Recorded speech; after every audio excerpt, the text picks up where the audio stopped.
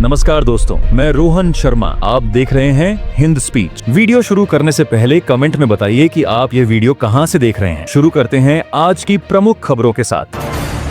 कर्नाटक में गन्ना किसान न्यूनतम समर्थन मूल्य बढ़ाने की मांग को लेकर सड़कों पर शांतिपूर्ण प्रदर्शन कर रहे हैं। राज्य सरकार के साथ वार्ता की कोशिशें जारी हैं। किसानों का कहना है कि बढ़ती लागत के अनुसार कीमतों में सुधार जरूरी है। यह मुद्दा दक्षिण भारत के अन्य राज्यों में भी चर्चा में है। उत्तर प्रदेश में पारिवारिक विवाद में हिंसा की घटना, 3 लोग गिरफ्तार। एक व्यक्ति के साथ हुई गंभीर हिंसा के मामले में पुलिस ने त्वरित कार्रवाई करते हुए 3 लोगों को गिरफ्तार किया है। घटना पारिवारिक विवाद से जुड़ी बताई जा रही है। पीड़ित का उपचार जारी है और मामले की आगे की जांच की जा रही है। इस घटना ने स्थानीय स्तर पर सुरक्षा और सामंजस्य पर चर्चा बढ़ाई।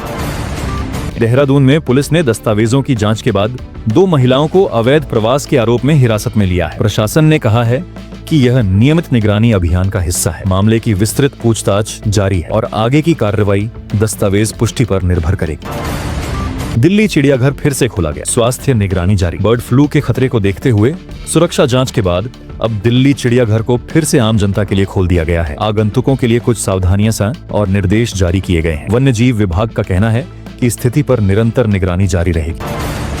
भारत और अमेरिका के वरिष्ठ प्रतिनिधियों के बीच द्विपक्षीय संबंधों को मजबूत करने को लेकर चर्चा हुई है। बैठक में व्यापार, तकनीक और वैश्विक सहयोग के मुद्दों पर बात हुई। आने वाले हफ्तों में कुछ नीतिगत प्रगति की उम्मीद की जा रही है। स्वीडन में नकद लेन देन बहुत कम हो चुके हैं और ज्यादातर भुगतान डिजिटल माध्यम से किए जा रहे हैं। विशेषज्ञों का कहना है कि यह आर्थिक व्यवस्था का बड़ा बदलाव है। साथ ही साइबर सुरक्षा और डिजिटल पहुंच पर भी चर्चा बढ़ी है। सूडान में लंबे समय से चल रहे संघर्ष की वजह से कई क्षेत्रों में हालात चिंताजनक हैं। अंतर्राष्ट्रीय संस्थाओं ने मदद और सुरक्षित मार्ग की अपील की है। स्थिति पर वैश्विक समुदाय की नजर बनी हुई है। फ्रांस के लुव्र संग्रहालय में सुरक्षा प्रबंधन की समीक्षा। एक जांच में संग्रहालय की निगरानी व्यवस्था में कुछ तकनीकी कमियां सामने आई। इसके बाद प्रशासन ने सुरक्षा व्यवस्थाओं को सुदृढ़ करने के निर्देश दिए हैं। यह मामला सांस्कृतिक धरोहरों की सुरक्षा पर व्यापक चर्चा को जन्म दे रहा है। फिलीपींस में संभावित तेज तूफान के मद्देनजर प्रशासन ने लोगों को सुरक्षित स्थानों पर पहुंचाने की प्रक्रिया तेज की है। राहत दल क्षेत्र में तैनात हैं और समुद्री गतिविधियों पर अस्थायी रोक लगाई गई है। मौसम विभाग स्थिति की निगरानी कर रहा है। इंडोनेशिया की राजधानी में एक औद्योगिक इलाके में विस्फोट की सूचना मिली है। प्रारंभिक जांच में तकनीकी खराबी की संभावना जताई जा रही है। सुरक्षा एजेंसियों ने क्षेत्र को सुरक्षित कर लिया है और विस्तृत रिपोर्ट की प्रतीक्षा है। सूडान में संघर्ष के दौरान ओडिशा के आदर्श बेहेरा को RSF मिलिशिया द्वारा हिरासत में लिए जाने की जानकारी सामने आई है। भारत सरकार वहां की स्थानीय एजेंसियों और अंतर्राष्ट्रीय संगठनों से संपर्क में है। विदेश मंत्रालय का कहना है कि उनकी सुरक्षित वापसी सर्वोच्च प्राथमिकता है और निरंतर प्रयास जारी हैं। सुप्रीम कोर्ट ने कहा कि भारत में संपत्ति खरीद बिक्री अक्सर जटिल और तनावपूर्ण अनुभव बन जाती है। अदालत ने बताया कि सिविल अदालतों में लंबित मामलों का बड़ा हिस्सा संपत्ति विवादों से जुड़ा है। इस टिप्पणी ने रियल एस्टेट व्यवस्था में सुधार की आवश्यकता पर चर्चा बढ़ा दी। हिंदुस्तान एरोनॉटिक्स लिमिटेड ने GE एरोस्पेस के साथ लगभग $1 अरब के जेट इंजन सौदे पर हस्ताक्षर किए हैं। ये इंजन तेजस लड़ाकू विमान परियोजना को और अधिक मजबूत करेंगे। यह रक्षा उत्पादन में स्वदेशी क्षमता बढ़ाने की दिशा में महत्वपूर्ण कदम माना जा रहा है। दिल्ली के IGI एयरपोर्ट पर तकनीकी समस्या के कारण कई उड़ानें विलंबित हुईं, जिससे यात्रियों को परेशानियों का सामना करना पड़ा। हवाई अड्डा प्रबंधन ने बताया कि सिस्टम सुधार कार्य तेजी से जारी है। संबंधित विभाग स्थिति पर नजर रखे हुए हैं। भारतीय फुटबॉल टीम के वरिष्ठ खिलाड़ी सुनील चेत्री ने अपने अंतर्राष्ट्रीय करियर को समाप्त करने की घोषणा की। लंबे समय तक टीम का प्रतिनिधित्व करने के बाद यह उनका भावनात्मक निर्णय रहा। खेल जगत में उनके योगदान की व्यापक रूप से सराहना की जा रही। सरकारी शटडाउन के चलते अमेरिका के कई हवाई अड्डों पर उड़ान सेवाएं प्रभावित हुई हैं। हजारों यात्रियों को देरी और रद्दीकरण का सामना करना पड़ा। विशेषज्ञों ने कहा कि यह स्थिति जल्द समाधान न मिलने पर और बढ़ सकती है। मीडिया रिपोर्ट्स के अनुसार रूस ने अमेरिका से संभावित परमाणु परीक्षण से जुड़े संकेतों पर स्पष्टीकरण मांगते हुए चिंता जताई है। रूस का कहना है कि ऐसे कदम वैश्विक स्थिरता को प्रभावित कर सकते हैं। संबंधित एजेंसियां इन स्थिति पर निगरानी बनाए हुए हैं। ब्राजील की सुप्रीम कोर्ट ने पूर्व राष्ट्रपति जायर बोल्सोनारो की अपील को खारिज करते हुए पिछला फैसला बरकरार रखा है। यह निर्णय उनके खिलाफ चल रही कानूनी प्रक्रिया में एक महत्वपूर्ण मोड़ माना जा रहा है। इस फैसले पर देश में राजनीतिक चर्चाएं तेज हैं। अंतर्राष्ट्रीय रिपोर्टों के अनुसार अमेरिका ने इस वर्ष के मानवाधिकार समीक्षा सत्र में उपस्थिति नहीं दर्ज की। कई देशों और विशेषज्ञों ने इससे जुड़े प्रभावों पर चर्चा की है। भविष्य में पुनः शामिल होने को लेकर बातचीत जारी है।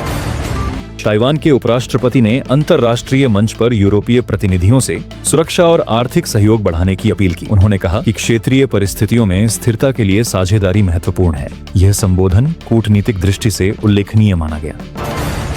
भारत ने कहा है कि पाकिस्तान का परमाणु हथियार कार्यक्रम कई सालों की गोपनीय गतिविधियों और संदिग्ध लेन देन पर आधारित है। विदेश मंत्रालय का कहना है कि इस विषय पर वैश्विक स्तर पर सख्त निगरानी जरूरी है। भारत ने अंतर्राष्ट्रीय समुदाय से शांति और सुरक्षा के लिए जिम्मेदार रुख अपनाने की अपील की है।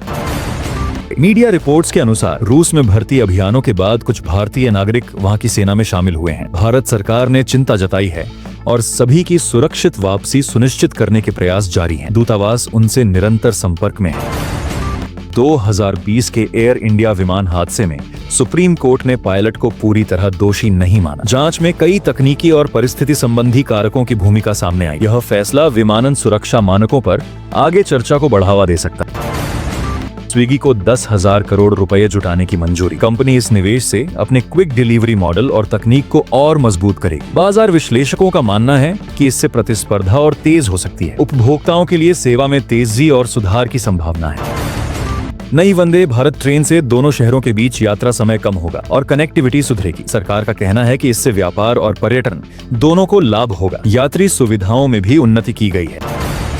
डीएनए संरचना के सह खोजकर्ता जेम्स वॉटसन का निधन। मीडिया रिपोर्ट्स के अनुसार 97 वर्ष की आयु में उनका निधन हुआ। उनके वैज्ञानिक योगदान ने चिकित्सा और आनुवंशिकी की समझ को बदल दिया। बाद के वर्षों में उनके कुछ बयानों पर विवाद भी हुआ, लेकिन विज्ञान में उनकी भूमिका को ऐतिहासिक माना जाता है। अमेरिका में सरकारी शटडाउन से जनता प्रभावित। लंबे समय से जारी शटडाउन के कारण कई सरकारी सेवाएं और सहायता कार्यक्रम बाधित हुए हैं। उपभोक्ता विश्वास में गिरावट देखी जा रही है। राजनैतिक गतिरोध खत्म करने के प्रयास जारी हैं।